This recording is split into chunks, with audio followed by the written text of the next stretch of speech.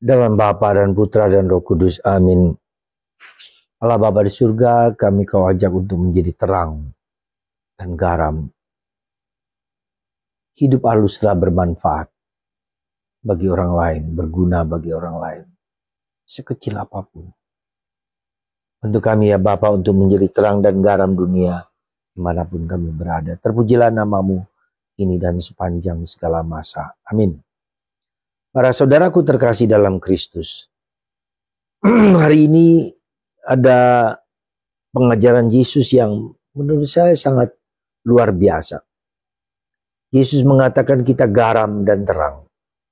Kalau garam itu menjadi tawar, apa gunanya? Menarik bahwa Yesus mempunyai kepekaan yang dalam akan situasi di mana ia berada.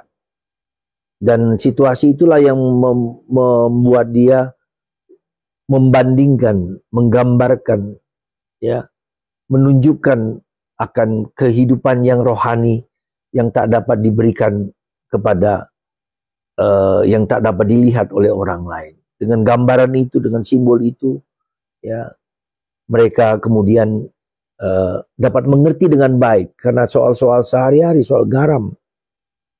Itu bahwa garam pada waktu itu adalah sarana untuk membuat sesuatu makanan lebih lama, tetapi juga membuang segala kejahatan. Ya, dalam Nabi Elisa mengatakan untuk menggunakan garam demi untuk membuang segala sesuatu yang tidak baik.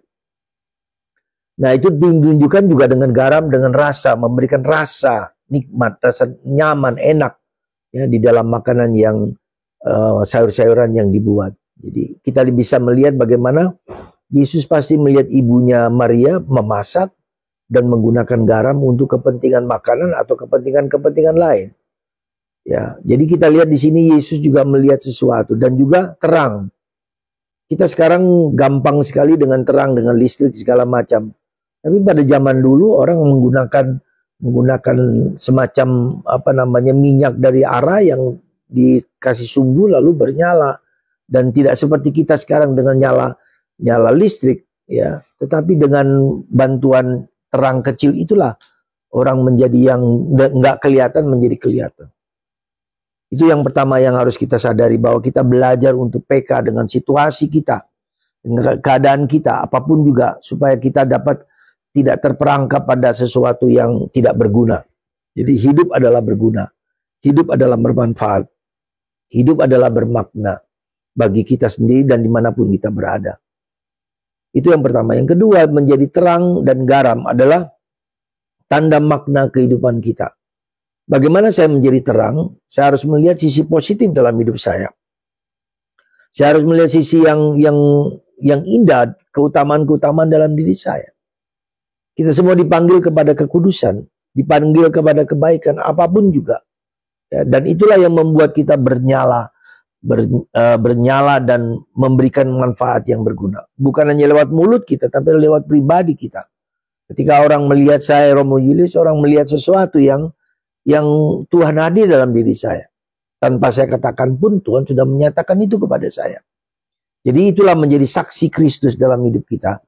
Maka pertama-tama itu yang perlu kita sadari dalam diri kita masing-masing, bahwa kita menjadi saksi kebaikan, kejujuran, keutamaan-keutamaan yang harus kita berikan kepada orang lain. Dan yang ketiga barulah lewat pewartaan, lewat mulut kita. Jadi harus ada kesaksian hidup dulu, ya. Jadi apa yang orang melihat teladan hidup kita, dan itu mengandaikan bahwa kita berpikir positif dengan diri kita, menerima diri kita apa adanya. Semoga kita semua di hari ini menjadi saksi kebaikan Tuhan dimanapun kita berada. Kita menerima, kita mencintai, kita mengasihi diri kita di tengah segala kekurangan dan keterbatasan kita. Kita tidak hanya melihat yang negatif, tapi juga melihat yang positif, yang baik, yang dapat kita wartakan kepada orang lain. Semoga hari ini kita menjadi garam dan terang dunia lewat pribadi kita, lewat mulut kita, lewat apapun juga dalam diri kita, sebagai cara kita untuk berguna bagi orang lain. Apapun juga, sekecil apapun. Dan jangan hanya melihat sisi negatif dalam diri kita. Lihatlah yang positif, sekecil apapun. Tuhan memberkati Anda semua. Bapa, Putra, dan Roh Kudus. Amin.